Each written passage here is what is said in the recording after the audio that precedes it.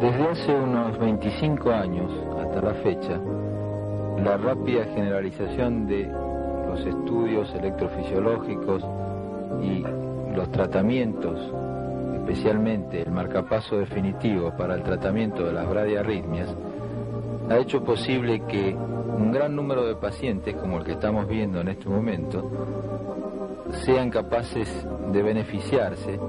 por la estimulación cardíaca definitiva y de esa manera mejorar su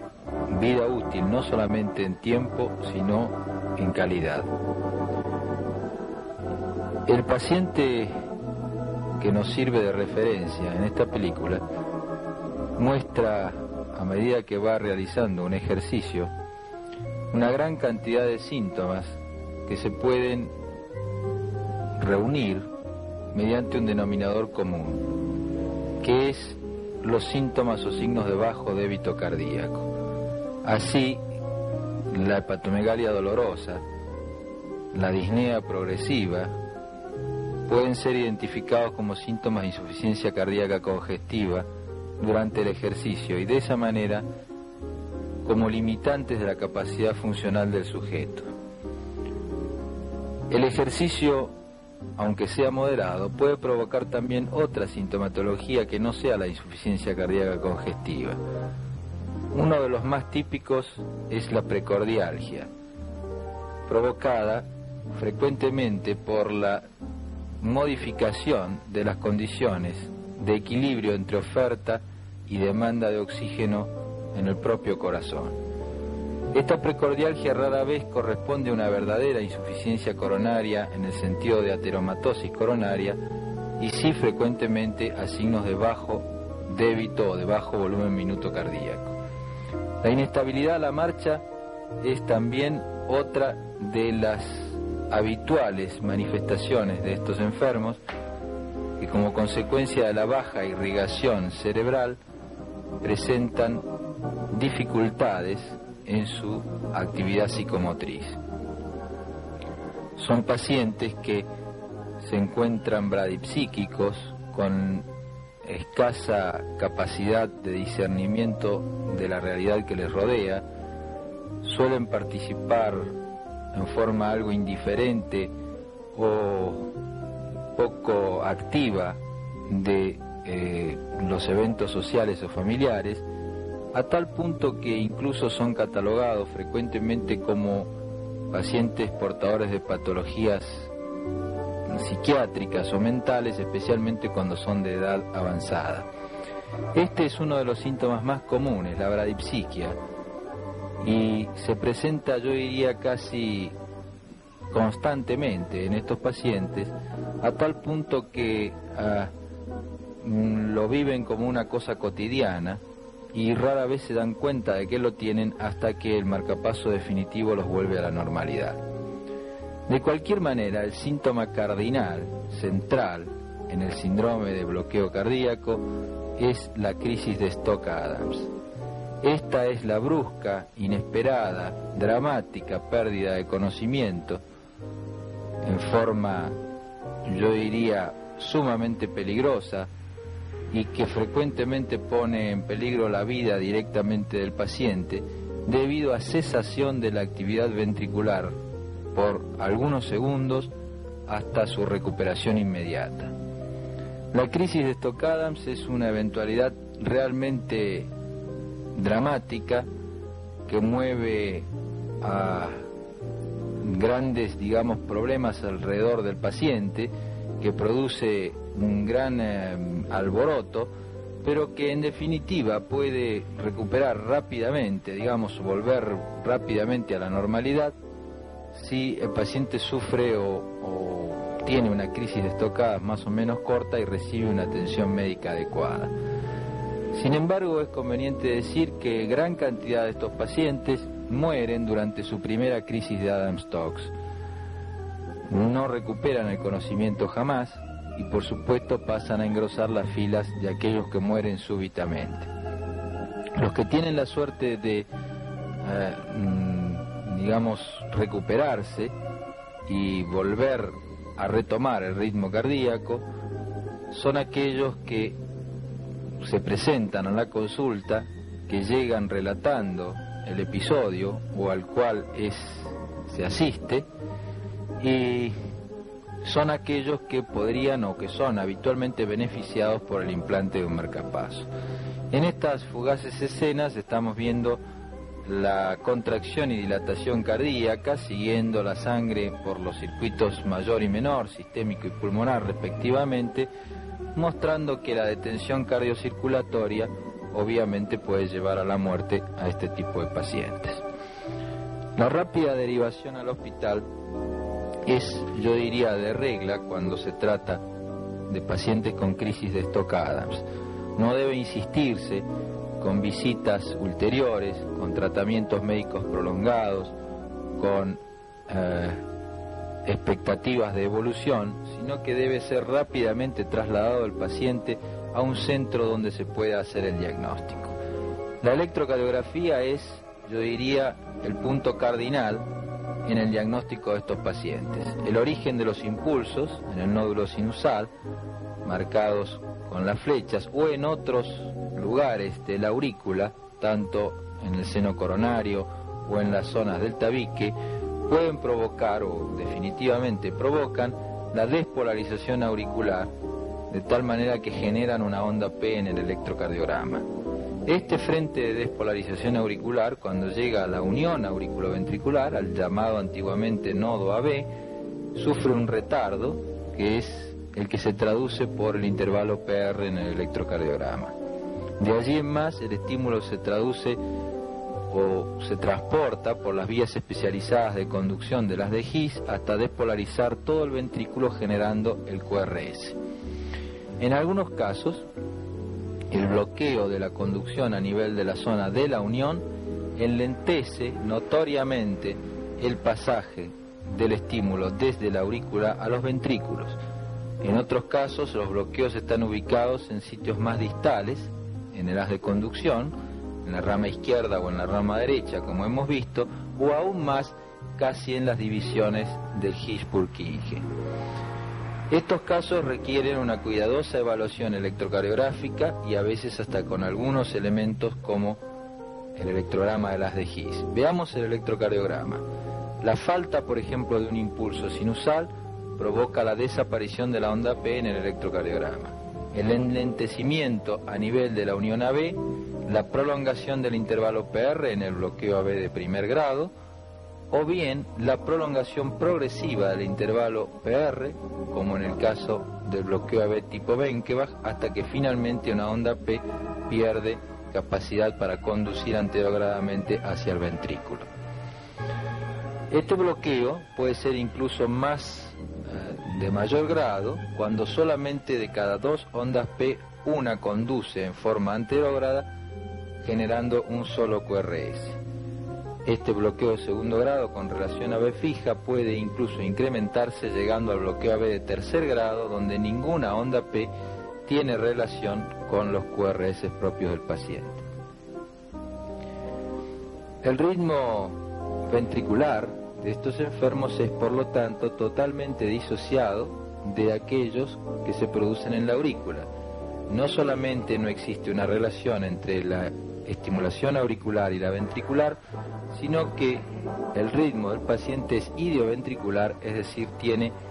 una frecuencia cardíaca muy baja y habitualmente por debajo de lo que permite una vida activa, sana y normal.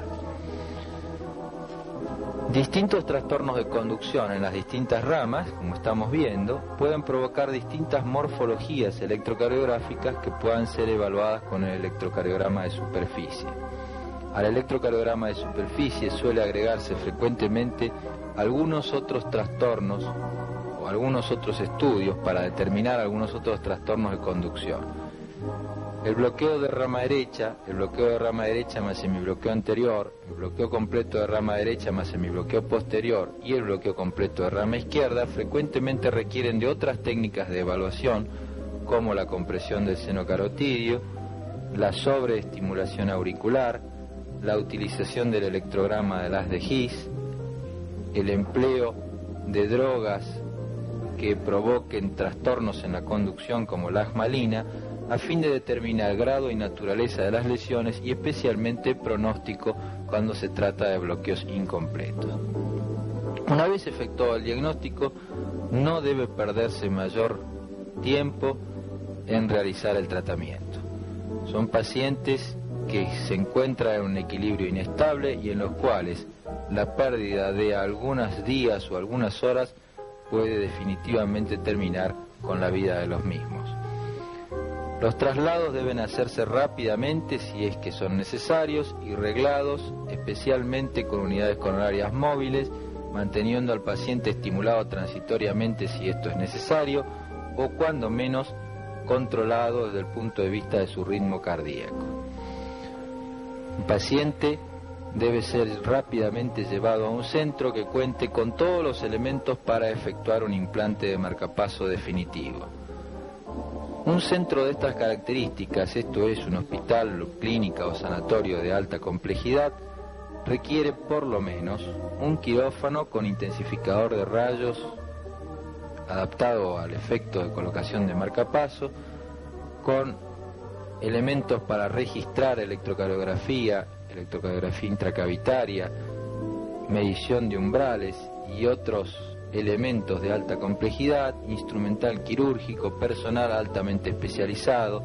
etcétera, como para realizar un implante endocavitario o epicárdico en las condiciones de mayor confiabilidad. El registro electrocardiográfico durante el implante es, por supuesto, de la mayor utilidad y no puede hacerse de ninguna manera si no se cuenta con él y con el personal que sepa interpretarlo. Las técnicas de asepsia quirúrgica y el instrumental apropiado permitirán llevar a cabo una operación que, si bien es sencilla, debe ser cuidadosamente hecha por gente que tenga la capacitación que corresponda. Una simple incisión sobre la zona del surco deltopectoral para buscar la vena cefálica, o en su defecto a través de las fibras del pectoral menor, la vena axilar, permitirán la identificación de una vía de entrada para colocar un electrodo endocavitario. La cuidadosa disección de esta vena permite frecuentemente la colocación de una lazada, el cierre de la misma en su cabo proximal y la canalización, como decíamos,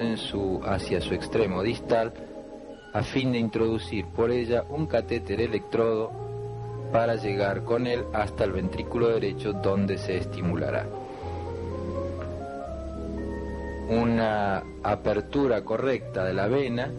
y una dilatación apropiada permitirán el ingreso de un electrodo de cualquier característica que deseemos para implantarlo en el ventrículo derecho. Una vez